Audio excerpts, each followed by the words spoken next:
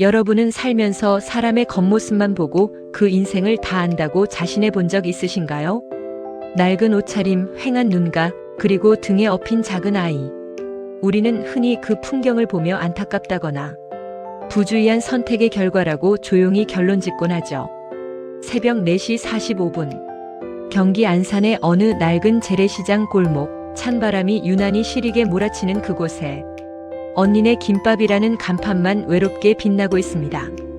24살 지수는 익숙한 듯 등에 업힌 8달 된 별이 엉덩이를 토닥이며 밥솥을 엽니다. 하얀 김이 얼굴을 덮치자 지수의 붉게 터진 손등이 잠시 보이다 사라집니다.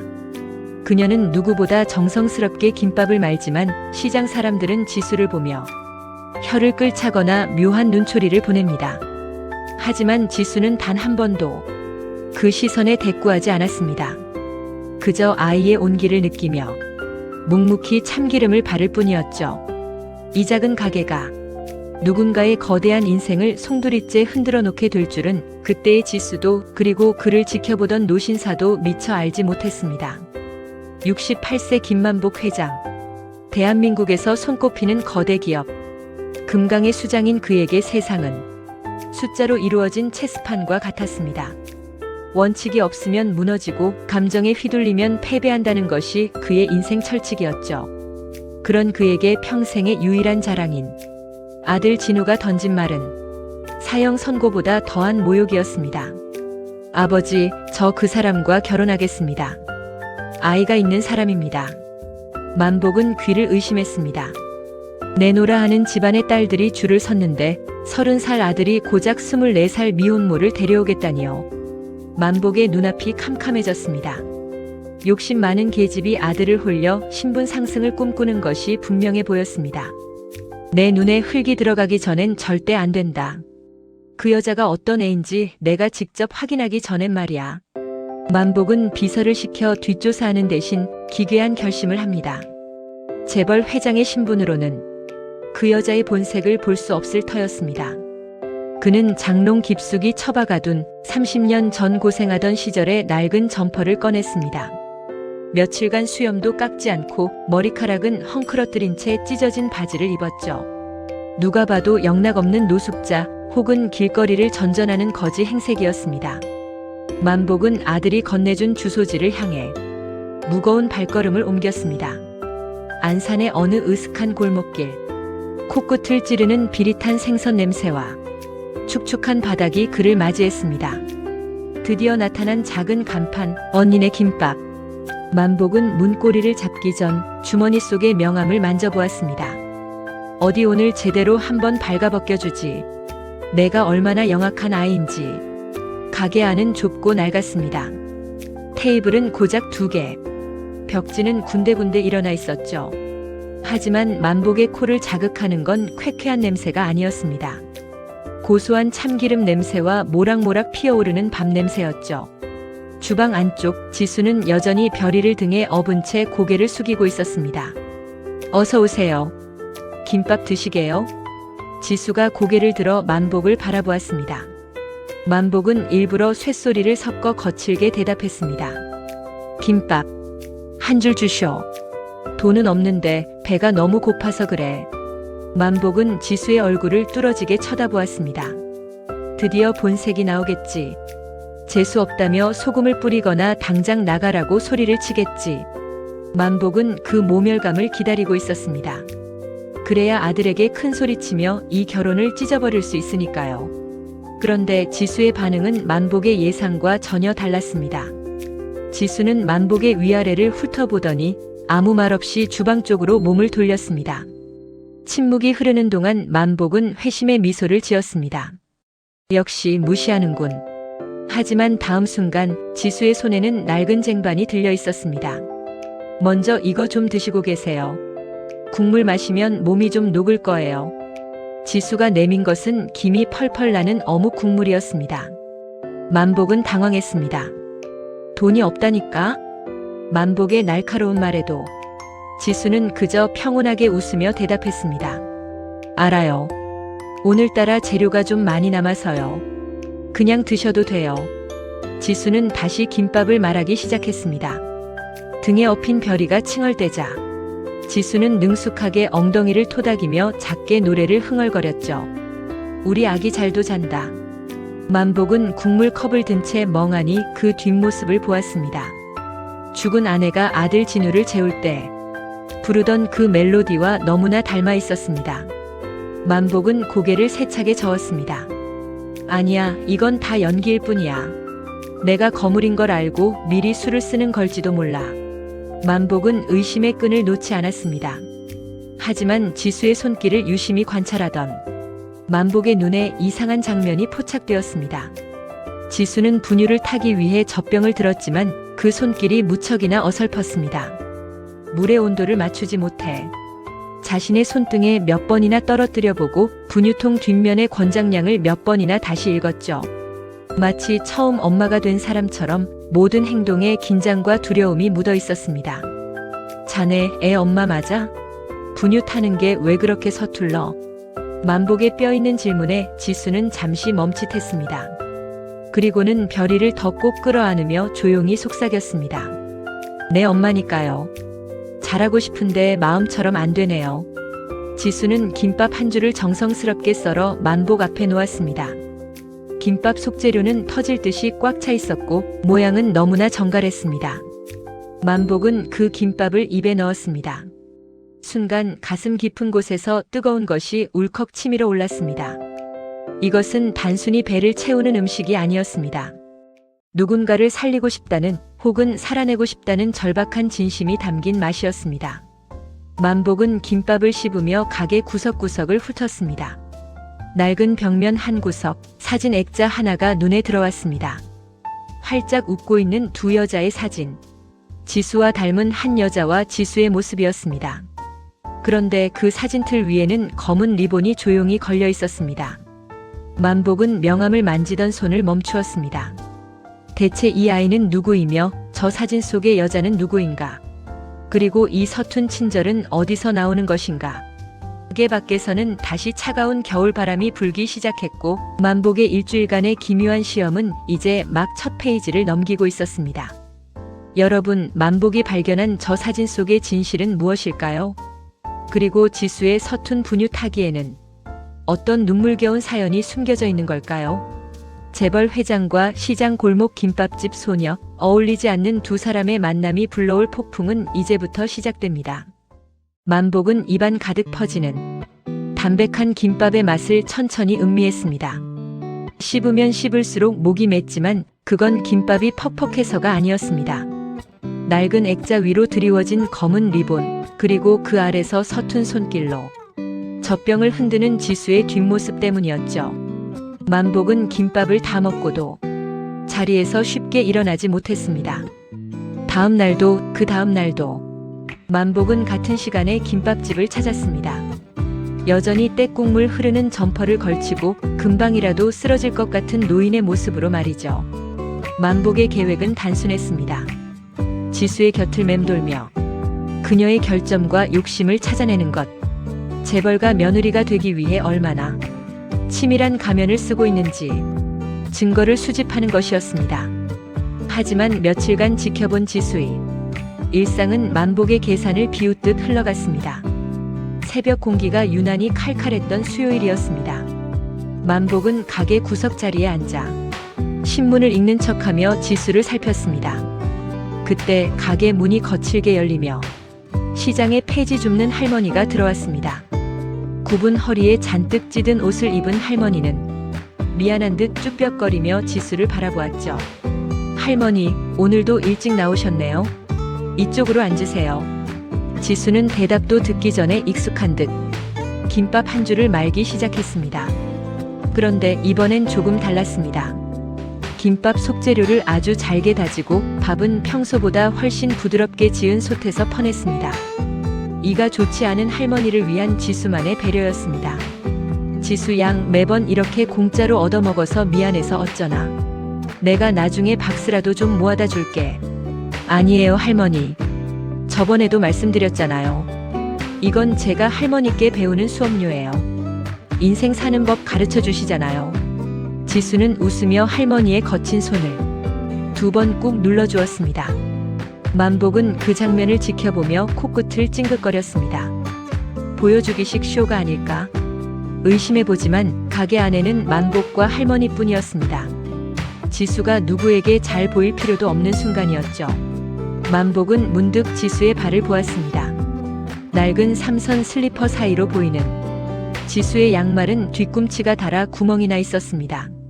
남에게는 아낌없이 내어주면서 정작 자신은 구멍난 양말 한 켤레 새로 사신지 못하는 살.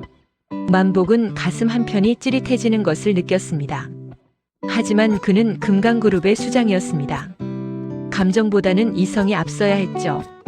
그날 오후 지수가 잠시 가게를 비우고 별이를 데리고 병원에 간 사이 만복은 가게 근처 골목에서 비서를 은밀히 만났습니다. 검은 세단이 시장 입구에 대기하고 있었고 만복은 점퍼 속에 숨겨둔 차가운 눈빛을 꺼내 들었습니다. 박지수 그 아이 주변 조사는 끝났나? 네, 회장님. 특이한 점이 발견되었습니다. 박지수 씨의 통계상 소득은 김밥집 운영비와 생활비를 빼면 거의 제로에 가깝습니다. 그런데 매달 일정 금액이 은혜 요양원이라는 곳으로 입금되고 있습니다. 만복은 미간을 찌푸렸습니다. 요양원이라니, 혹시 숨겨둔 부모나 친척이라도 있는 걸까요? 비서가 건넨 서류를 훑어보던 만복의 눈이 가늘게 떨렸습니다. 입금자 명의는 박지수가 아닌 사진 속 죽은 언니의 이름이었습니다. 이건 죽은 언니 이름으로 기부를 하고 있다는 건가? 그런 셈입니다. 그리고 하나 더 보고 드릴 게 있습니다. 최근 박지수 씨가 늦은 밤마다 특정 장소에 드나드는 것이 포착되었습니다. 비서가 내민 사진 속에는 지수가 자정이 넘은 시각 시장 근처의 낡은 모텔 건물로 들어가는 모습이 담겨 있었습니다. 만복의 눈빛이 순식간에 차갑게 식었습니다. 그럼 그렇지. 낮에는 천사 같은 얼굴로 김밥을 말더니 밤에는 아들을 속이고 딴짓을 하고 있었던 건가? 만복은 배신감과 모멸감에 주먹을 꽉 쥐었습니다. 그날 밤 만복은 다시 거지의 모습으로 김밥집 앞에 섰습니다. 가게 문은 닫혀 있었지만 불은 켜져 있었습니다. 만복은 문틈으로 안을 들여다보았습니다. 지수는 별이를 등에 업고 꾸벅꾸벅 졸면서도 내일 쓸 재료를 손질하고 있었습니다. 그때 만복이 일부러 헛기침을 하며 문을 두드렸습니다. 저 여기 좀 문 좀 열어봐요. 배가 너무 아파서 그래. 지수는 깜짝 놀라며 문을 열어 만복을 안으로 들였습니다. 그녀의 얼굴은 며칠 새 더 헬쑥해져 있었습니다. 만복은 배를 움켜쥐는 신용을 하며 지수의 얼굴을 빤히 쳐다보았습니다. 자네 얼굴이 반쪽이 됐구먼. 밤마다 어디 좋은 데라도 다니나 보지. 젊은 아가씨가 잠도 안 자고 말이야. 만복의 뼈있는 말에 지수는 힘없이 웃으며 물컵을 내밀었습니다. 그냥 할 일이 좀 많아서요. 할아버지, 약 드릴까요? 따뜻한 물 좀 더 마셔보세요. 지수의 손이 만복의 어깨에 닿았습니다. 그 손은 얼음장처럼 차가웠지만 만복을 부축하는 손길만큼은 조심스럽고 따뜻했습니다. 만복은 속으로 소리를 질렀습니다. 이 영악한 것, 그 가증스러운 손 치워라. 너 같은 게 감히 내 아들을 넘봐? 하지만 입 밖으로 나온 말은 달랐습니다. 자네 돈이 필요하면 차라리 나한테 말해. 내가 비록 이 꼴이어도 숨겨둔 쌈짓돈은 좀 있단 말이야. 괜히 밤에 딴 마음 품고 이상한 데 다니지 말고. 지수는 잠시 멈칫하더니 만복의 앞에 무릎을 굽히고 앉았습니다. 그리고는 만복의 거친 손을 자기 두 손으로 소중히 감싸 쥐었습니다. 지수의 눈에 맑은 눈물이 그렁그렁 맺혔습니다. 할아버지, 걱정해 주셔서 감사해요. 그런데 저 정말 부끄럽게 살지 않아요. 저한테는 이 아이가 제 목숨보다 소중하거든요. 별이에게 부끄러운 엄마가 되고 싶지 않아요. 지수의 목소리는 떨리고 있었지만 그 눈빛만큼은 만복이 평생 보아온 그 어떤 사업가보다도 단단했습니다. 만복은 그 눈빛 앞에서 할 말을 잃었습니다. 저 눈빛이 거짓이라면 세상에 진실은 존재하지 않을 텐데. 만복의 머릿속이 복잡해졌습니다. 그때였습니다. 가게 밖에서 날카로운 타이어 소리가 들리더니 웅성거리는 소리가 들려왔습니다. 시장 상인 몇몇이 다급하게 지수의 가게 문을 두드렸습니다. 지수 양, 큰일 났어. 저기 시장 입구 건물주가 사람들을 풀어서 가게들을 비우라고 난리야. 당장 나가보라고. 지수의 얼굴에서 핏기가 가셨습니다. 이 가게는 그녀가 별이를 키울 수 있는 유일한 보루이자 죽은 언니와의 약속이었습니다. 지수는 별이를 포대기로 더 단단히 여며 메고 밖으로 달려나갔습니다. 만복도 지수의 뒤를 따라 나갔습니다. 시장 입구에는 검은 정장을 입은 사내들이 늘어서 있었고 험악한 분위기가 감돌고 있었습니다. 만복은 멀리서 그 광경을 지켜보며 품속에 휴대폰을 꺼내 들었습니다. 과연 이 상황은 지수를 무너뜨리기 위한 만복의 계략이었을까요? 아니면 예상치 못한 새로운 위기의 시작이었을까요? 지수는 자신을 위협하는 사내들 앞에서 떨리는 목소리로 외쳤습니다. 안 돼요. 여기 아니면 저희 갈 데 없어요. 제발, 제발 한 번만 봐주세요. 지수의 절규가 시장 골목에 울려 퍼졌습니다. 만복의 눈동자가 흔들렸습니다. 누군가를 파괴하기 위해 시작했던 이 연극이 예상치 못한 방향으로 흘러가고 있었습니다. 여러분, 지수가 밤마다 드나들던 그 모텔의 비밀은 무엇일까요? 그리고 만복은 무너져 내리는 지수의 뒷모습을 보며 어떤 선택을 하게 될까요? 벼랑 끝에 선 지수의 삶에 이제 더 큰 폭풍우가 몰아치려 합니다. 시장 입구는 아수라장이었습니다. 검은 옷을 입은 사내들이 들이닥쳐 노점의 가판대를 걷어찼고 비명과 고성이 뒤섞여 공기를 찢었죠. 지수는 차가운 바닥에 주저앉은 채 울음을 터뜨린 별이를 가슴이 터지도록 끌어안고 있었습니다. 그 가녀린 어깨가 사정없이 떨렸습니다. 하지만 지수는 물러서지 않았습니다. 가게 문 앞을 온몸으로 막아선 채 자신을 밀쳐내는 사내들의 바짓가랑이를 붙잡고 매달렸습니다. 멀리서 이 광경을 지켜보던 만복의 눈빛이 복잡하게 일렁였습니다. 사실 이 소동은 만복이 의도한 것이 아니었습니다. 시장 재개발권은 이미 다른 건설사의 손에 넘어간 상태였죠. 하지만 만복은 이 비극적인 상황을 이용해 보기로 했습니다. 궁지에 몰린 쥐가 치즈를 택할지 아니면 고양이를 물지 확인하고 싶었으니까요. 소동이 잠잠해진 그날 밤, 지수는 엉망이 된 가게 한 구석에서 깨진 그릇 조각을 줍고 있었습니다. 손가락 끝에서 붉은 피가 배어나왔지만 지수는 아픈 줄도 모르는지 멍하니 별이의 얼굴만 바라보았죠. 그때 낮에 그 거지 노인이 아닌 정갈한 코트를 입은 중년의 신사가 가게로 들어섰습니다. 만복이 보낸 자신의 최측근 박 비서였습니다. 박 비서는 지수의 앞에 낡은 서류 가방 하나를 올려두었습니다. 그 안에는 지수가 평생 구경도 못해본 거액의 수표 뭉치가 들어있었죠. 박지수 씨, 고생이 많으십니다. 이 가게는 이제 곧 헐릴 겁니다. 여기 5억 원이 있습니다. 이걸로 아이와 함께 조용한 곳에 가서 새 삶을 시작하시죠. 단 조건이 하나 있습니다. 지수는 피가 맺힌 손을 멈추고 박 비서를 올려다보았습니다. 지금 만나고 계신 김진우 씨와는 오늘부로 끝내십시오. 다시는 연락도 만남도 가지지 않겠다는 각서 한 장이면 됩니다. 5억 원. 지수에게 그 돈은 별이의 평생 치료비이자 지겨운 가난에서 벗어날 수 있는 마법 같은 열쇠였습니다. 만복은 가게 밖 어둠 속에서 숨죽인 채 지수의 입술을 지켜보았습니다. 자, 이제 본색을 드러내보렴. 내가 그토록 사랑한다던 내 아들의 가치가 고작 5억 원뿐이었다는 걸 증명해봐. 하지만 지수는 서류 가방을 닫지도 돈을 만져보지도 않았습니다.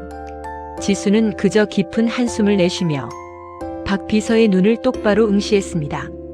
진우 씨가 저한테 어떤 사람인지 이 돈을 주시는 분은 모르시나 보네요. 무슨 뜻입니까? 이 돈이면 아이를 남부럽지 않게 키울 수 있습니다. 현실을 생각하세요. 현실이요?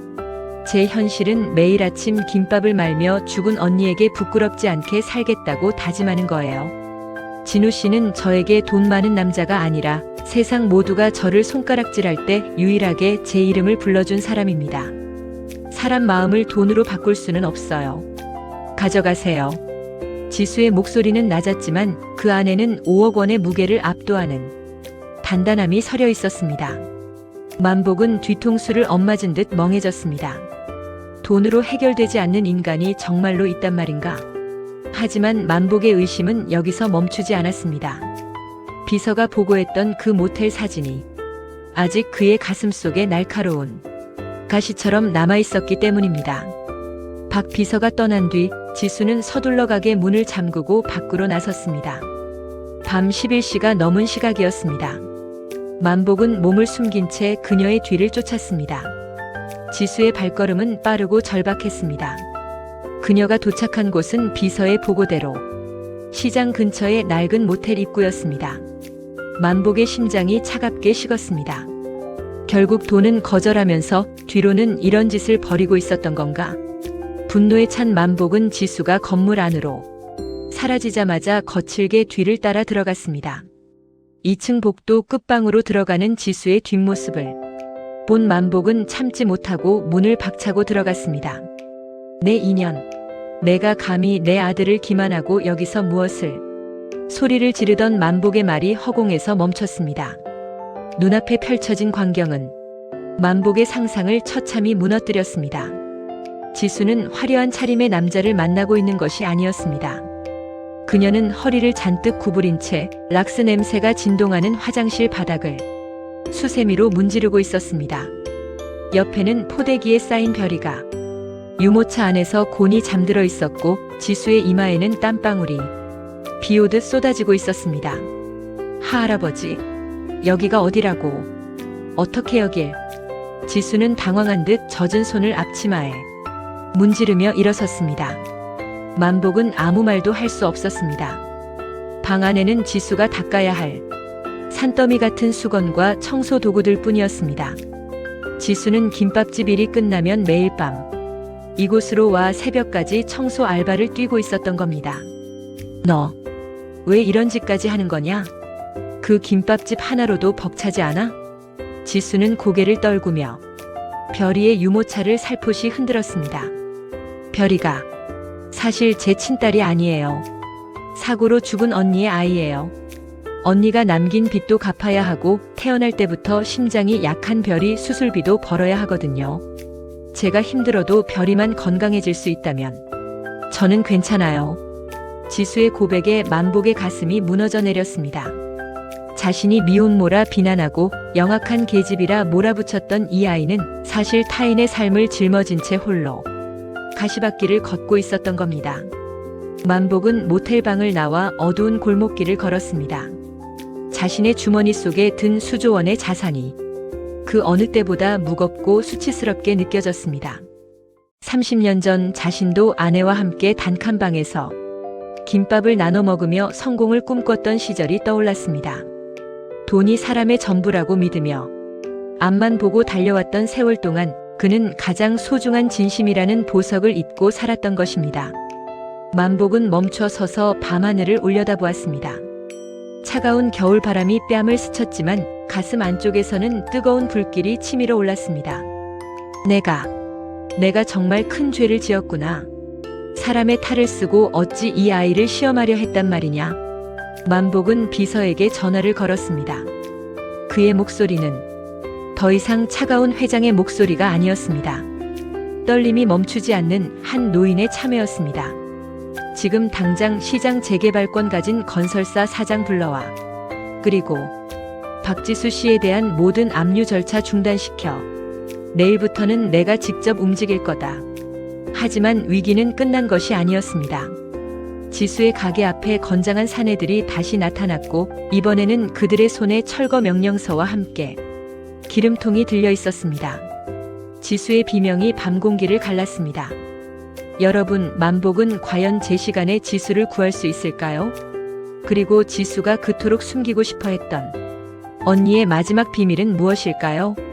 오만한 재벌 회장의 참회와 벼랑 끝에 선 소녀의 투쟁, 그 절정의 순간이 다가오고 있습니다. 어둠이 짙게 깔린 시장 골목에 매캐한 기름 냄새가 진동하기 시작했습니다. 건설사에서 보낸 사내들은 이미 이성을 잃은 상태였죠.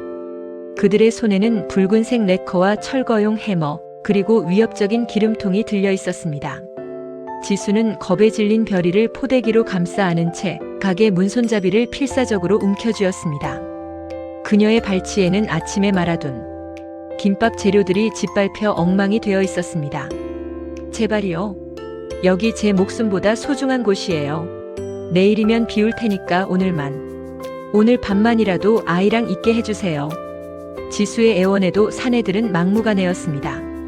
한 사내가 지수의 어깨를 거칠게 밀쳐냈고 지수는 차가운 아스팔트 바닥 위로 힘없이 쓰러졌습니다. 별이의 자지러지는 울음소리가 시장통에 울려 퍼졌습니다. 바로 그 순간이었습니다. 골목 끝에서 눈이 부실 정도로 강렬한 헤드라이트 불빛이 쏟아져 들어왔습니다.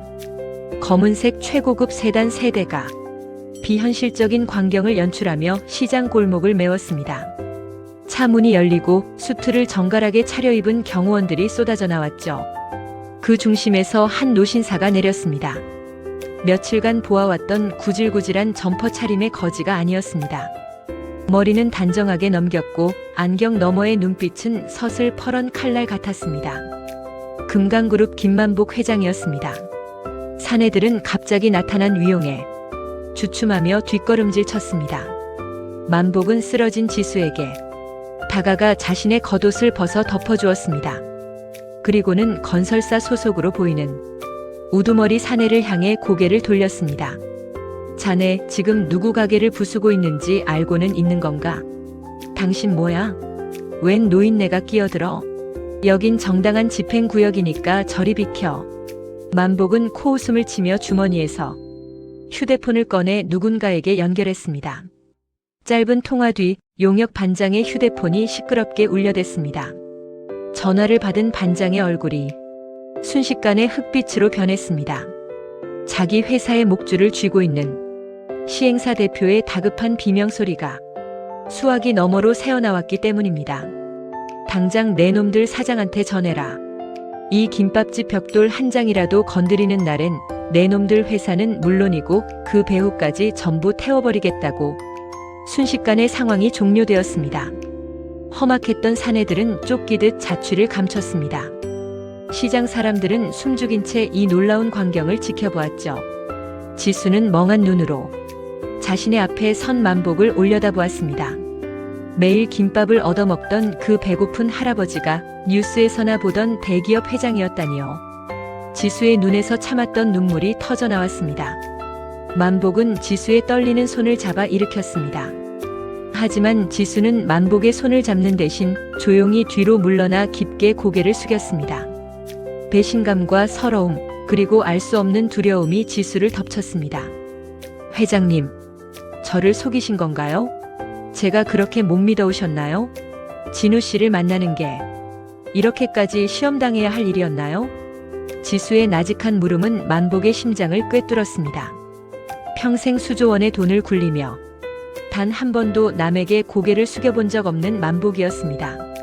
하지만 지금 그는 지수의 낡은 운동화 끝을 바라보며 말문이 막혔습니다. 만복은 천천히, 아주 천천히 지수 앞에 한쪽 무릎을 꿇었습니다.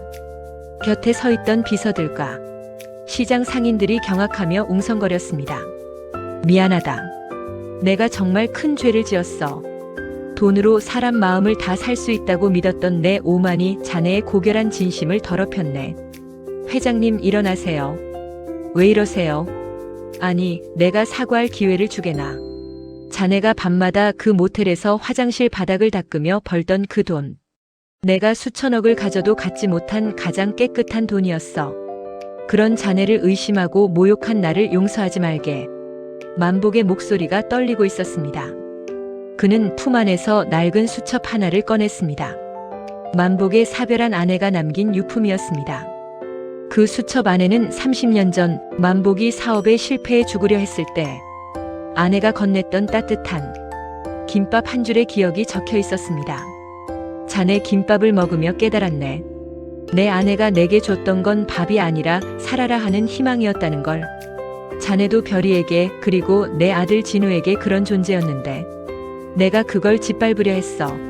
지수는 만복의 진심 어린 참회에 결국 참았던 오열을 터뜨렸습니다. 억울해서 우는 것이 아니었습니다. 자신의 삶을 누군가 진정으로 이해해 주었다는 사실에 그 지독했던 외로움이 씻겨 내려가는 눈물이었습니다. 만복은 그날 밤 지수의 가게 앞에 서서 선언했습니다. 이 시장 전체를 사들여 리모델링하겠다고 말이죠. 하지만 지수의 김밥집만큼은 예전 모습 그대로 남겨두기로 했습니다. 지수가 지켜온 언니의 기억과 그 숭고한 노동의 가치를 보존하기 위해서였습니다. 지수는 만복이 건넨 따뜻한 손을 드디어 맞잡았습니다. 만복은 지수의 손등에 난 상처에 연고를 직접 발라주었습니다. 며칠 전 지수가 거지 행색에 만복에게 해주었던 바로 그 행동이었습니다. 이제 별이 수술은 걱정하지 말게. 대한민국에서 제일 까는 의사들이 별이를 지켜줄 거야. 그리고 자네는 이제 그 무거운 짐 조금만 내려놓고 우리 진우랑 예쁘게 사랑만 하게. 지수는 눈물을 닦으며 희미하게 웃었습니다. 처음으로 누군가의 도움을 받는 것이 부끄럽지 않은 순간이었죠. 시장 사람들은 박수를 치며 환호했습니다. 미혼모라고 손가락질하던 상인들도 미안한 마음에 지수의 손을 잡고 사과를 건넸습니다. 한 사람의 진심이 오만한 재벌의 마음을 돌렸고 그 진심은 다시 차가운 시장 골목에 온기를 불어넣었습니다. 갈등의 실마리는 풀렸고 이제 상처받은 이들의 치유가 시작되려 하고 있었습니다. 여러분, 진정한 용서는 가해자가 무릎을 꿇을 때가 아니라 피해자가 그 손을 잡아줄 때 완성된다는 것을 오늘 우리는 보았습니다. 이제 모든 사건이 정리된 후 지수와 만복 그리고 별이에게는 어떤 눈부신 미래가 기다리고 있을까요? 폭풍이 지나간 자리에 다시 새벽이 찾아왔습니다. 시장 골목의 공기는 여전히 차갑지만 언니네 김밥의 유리창에 서린 김은 어쩐지 예전보다 더 포근해 보입니다. 지수는 평소와 다름없이 밥솥을 열어 잘 익은 쌀밥을 커다란 양은 대야에 풉니다. 고소한 참기름 향기가 가게 안을 가득 채우고 지수의 손은 리듬을 타듯 정갈하게 김밥을 말아 내려갑니다. 달라진 것이 있다면 지수의 등에 엎여있던 별이가 이제는 가게 한쪽에 마련된 튼튼하고 깨끗한 아기 침대에서 새근새근 잠들어 있다는 사실입니다. 별이의 가슴팍에는 수술 자국 대신 건강한 숨소리가 오르내리고 있죠. 지수는 김밥 한 줄을 썰 때마다 힐끗 별이를 바라보며 조용히 미소 짓습니다. 가게 문이 열리고 들어온 손님은 비싼 수트를 입은 회장님이 아니었습니다. 낡은 앞치마를 두르고 소매를 걷어붙인 만복이 자연스럽게 주방 안쪽으로 걸어 들어옵니다. 그는 익숙하게 물걸레를 들고 테이블을 닦기 시작합니다. 손마디에 밴 흙먼지 대신 이제는 행주에서 나는 비누 냄새가 그에게 더 잘 어울려 보입니다. 지수 양, 오늘도 밥이 아주 잘 됐구먼. 저기 시장 입구 김씨 할머니가 갖다 달라고 한 김밥 3줄 다 됐나? 네, 회장님. 벌써 다 싸놨어요. 그런데 정말 괜찮으시겠어요? 기사님 시키셔도 되는데. 만복은 껄껄 웃으며 지수가 건네는 배달 가방을 받아듭니다. 기사가 배달하면 김밥 맛이 떨어져. 내 발로 직접 걸어가야 이 고소한 냄새가 온 시장에 퍼지지. 그리고 나 이제 회장님 아니라니까. 그냥 별이 할아버지라고 부르래도. 만복은 가게를 나서며 유모차 옆에 놓인 작은 꽃바구니를 살핍니다. 지수가 매일 아침 언니의 사진 앞에 놓아두는 하얀 국화와 노란 프리지어입니다. 만복은 그 꽃잎에 맺힌 물방울을 손끝으로 톡 건드리고는 시장 사람들 속으로 성큼성큼 걸어갑니다. 시장의 좁은 광장에는 화려한 예식장 대신 알록달록한 만국기가 걸렸습니다.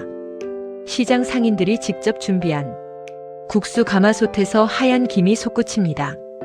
연지곤지를 찍은 지수 대신 평소처럼 수수한 원피스를 입은 지수가 진우의 손을 잡고 사람들의 박수 사이를 걷습니다. 진우는 지수의 붉게 터진 손등을 자기 손으로 감싸주었습니다. 그 손에는 이제 고된 노동의 흔적이 훈장처럼 남았지만 진우는 그 어느 보석보다 소중하게 그 손을 보듬습니다.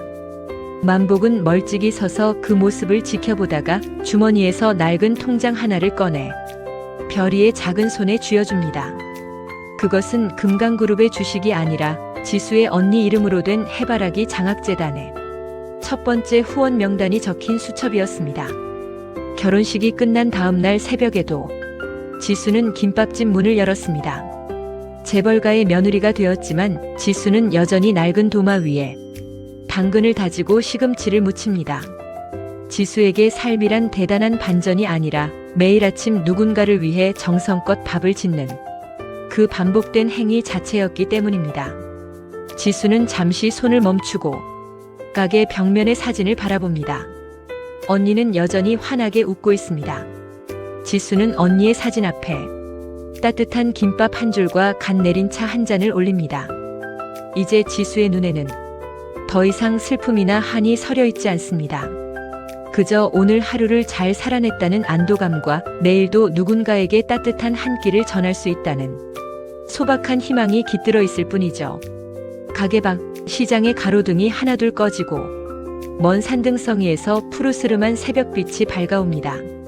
만복은 오늘도 버스 정류장에서 내려 김밥집을 향해 천천히 걸어오고 있습니다. 그의 손에는 지수와 별이를 위해 산 따뜻한 붕어빵 봉지가 들려 있습니다.